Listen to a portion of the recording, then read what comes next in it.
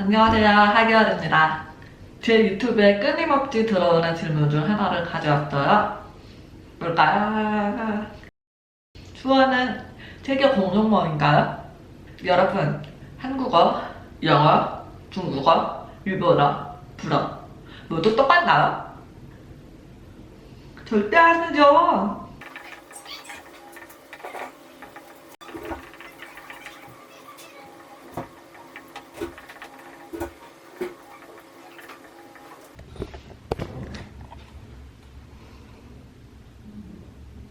다 다르죠? 이와 같이 추어도 나라별로 추어가 다 따로 있어. 다 다르고요.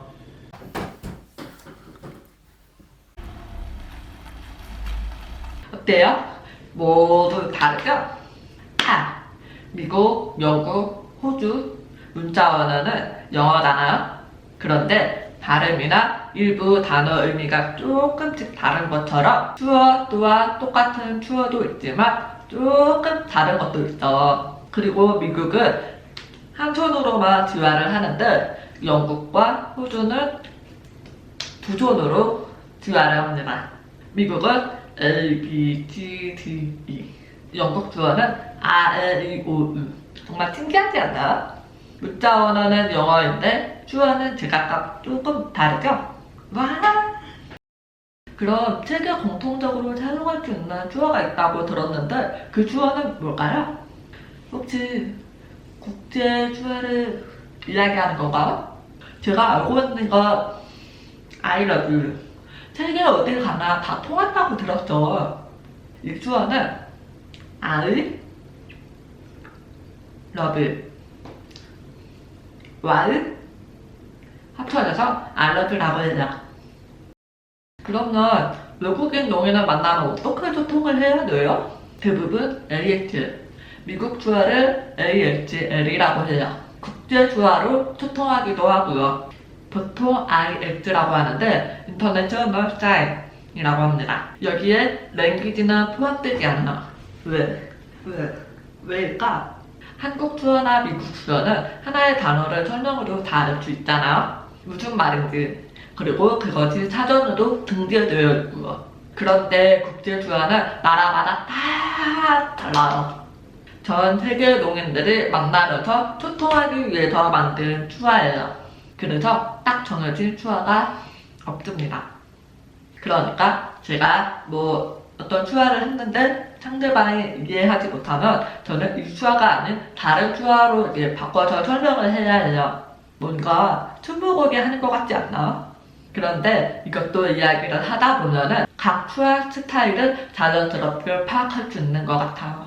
그래서 국제 추어가 생긴 이유를 물어본다면 소통을 하기 위해서 생겨난 것이라 여러 학교에서도 국제 추어를 언어로 보기에는 조금 애매한 것 같다 라는 말이 오가고 있어.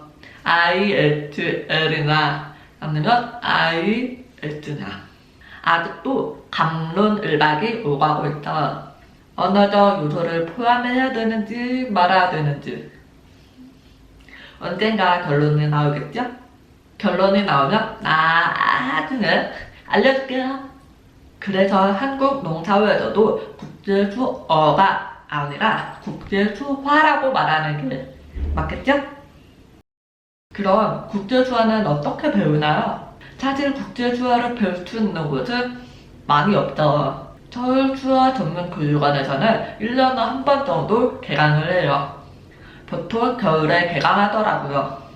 서울농아인협회 중구지부에서도 비정기적으로 국제수어반을 개강하고 있죠. 또 다른 지부에서도 열리기도 해요. 대부분 수도권이라서 많이 아쉽죠? 지방에서도 국제수어반이 많이 개강됐으면 좋겠어. 구글이나 페이스북, 유튜브를 통해서 몇 가지 단어들을 접할 수 있지만 그게 정말 바른 국제수어인지 국제수어를 보면 단어 하나가 딱 정해진 게 아니라 내가 국제수어를 할 때 그 친구가 하는 국제수어가 다를 수도 있어요. 맞다. 신기한 게 하나 있어요. 뭘까요? 유럽권 국제수어와 아시아권 국제수어가 조금 달라요. 지리적인 요소와 문화적인 요소가 포함되어 있어서 그런 것 같아요. 제 지인은 유럽 친구와 또 아시아 친구들 그 중간에서 통역을 전달한 적이 있대요. 둘이 소통이 잘 안 돼가지고. 제 친구 대단하지 않나? 국제수화 책도 있나요? 당연히 있죠. 국제수화와 친구 되기라는 책이 있어. 수어민들 내에서 발행했고요. 단어만 있는 게 아니라 어떻게 문장을 구성하는지, 국제수화에 대한 이해 등 여러 가지 알짜배기 책이라고 생각하시면 돼요. 사진만 보면 동작이 맞는지 틀렸는지 알 수가 없잖아요.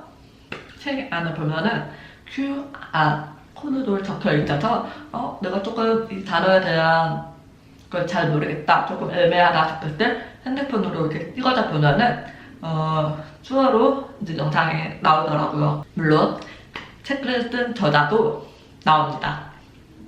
저는 국제주화를 어느 정도 조금 알고 나서 이 책을 보면서 이제 공부를 했었는데요. 정말 큰 도움이 됐습니다.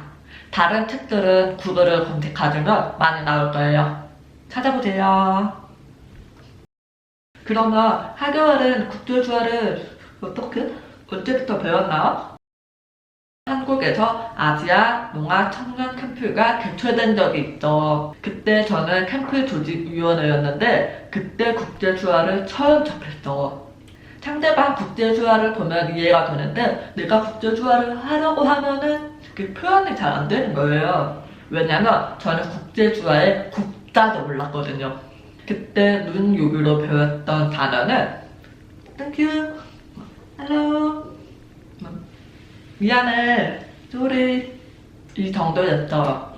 캠프가 끝난 후에 언젠가 국제주화를 배워야지 생각만 했는데 운 좋게도 바로 다음 해 아시아 농아 청년 캠프가 태국에서 열리게 되었죠. 그때 한국팀 참가자로 참석할 수 있는 기회가 저에게 주어졌답니다. 국제주화를 배울 명분이 생겼던 저는 그 해 국제주화 스터디 모임이 새로 생겨나면서 그때 같이 참석하게 됐어.